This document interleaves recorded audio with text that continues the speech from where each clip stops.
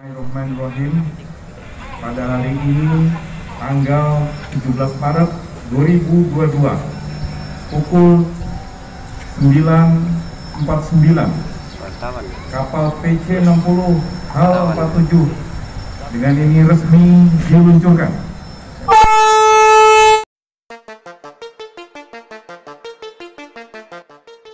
Peningkatan sumber daya manusia yang ada di Indonesia mulai terasa beberapa tahun terakhir. Ternyata investasi di bidang pendidikan yang selama ini dilakukan perlahan menuai hasil manisnya. Terbukti saat ini banyak berdiri galangan kapal, baik swasta maupun negeri, yang sudah mampu membuat kapal perang. Jadi sekarang bukan hanya membuat perahu karet ataupun airship, melainkan juga galangan kapal kita sudah mampu membuat kapal perang. Banyaknya varian kapal perang mendorong kita untuk banyak belajar, dimulai dari kapal yang kecil dahulu. Melansir dari detik.com, Kepala Staf TNI Angkatan Laut Laksamana Yudo Margono dikabarkan telah meresmikan 2 kapal perang baru buatan dalam negeri. Kedua kapal itu diberi nama KRI Dorang 874 dan KRI Bawal 875. Kapal ini dibuat di galangan kapal milik PT Ciputra Mitra Sejati yang terletak di Salira, Kabupaten Serang. Kapal ini berada di kelas 60 meter dengan spesifikasi memiliki panjang 60 meter, lebar 8,50 meter, dan bobot 440 hingga 520 ton.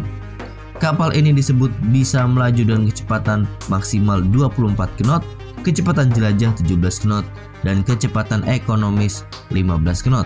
Kapal disebut memiliki ketahanan berlayar selama 6 hari sampai 12 hari dan dapat mengangkut 46 personel tambahan dengan 9 personel cadangan. Kepala Staf Angkatan Laut dalam keterangan lebih lanjut mengatakan bahwa 2 kapal yang diresmikan akan dipakai untuk kebutuhan patrol, dan jika memang dibutuhkan nantinya, keduanya juga dapat dipasang rudal anti kapal karena memang tempat dan alurnya sudah disediakan. Menariknya, kapal ini dibuat bersama para ahli dari dalam negeri dan kapal ini dapat selesai tepat waktu.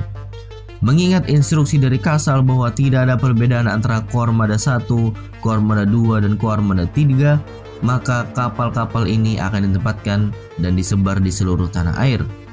Berbicara masalah persenjataan, kedua KRI ini akan dipasang senjata 40 mm di haluan kapal dan 20 mm di lambung kanan dan kiri kapal. Setelah diresmikan, 2 kapal ini akan dikirim ke Sorong untuk memperkuat Koarmada 3.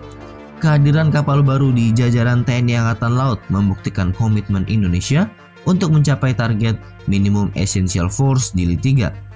Sesuai dengan rencana, galangan kapal di Indonesia ini ke depannya bisa-bisa akan penuh orderan untuk membuat kapal perang sebagaimana keterangan Bapak Prabowo sebelumnya. Sudahlah, kalau kapal-kapal macam ini Indonesia udah pinter lah pokoknya. Tinggal meningkatkan untuk buat kapal perang yang berukuran lebih besar dan lebih spesifik kemampuannya, misalkan fregat mungkin ya kan, atau destroyer mungkin, sehingga menjadi poros maritim dunia itu bukan lagi sekedar isapan jempol belaka, melainkan juga sebuah asa untuk Indonesia. Kedepannya mungkin kita bisa terus memperbanyak kapal sejenis dan meneruskan kapal-kapal program batch kedua dari sebelumnya seperti fregat PKR RE Marta Dinata Class. Nah, bagaimana menurut kalian menanggapi berita ini? Silahkan komentar kalian di bawah.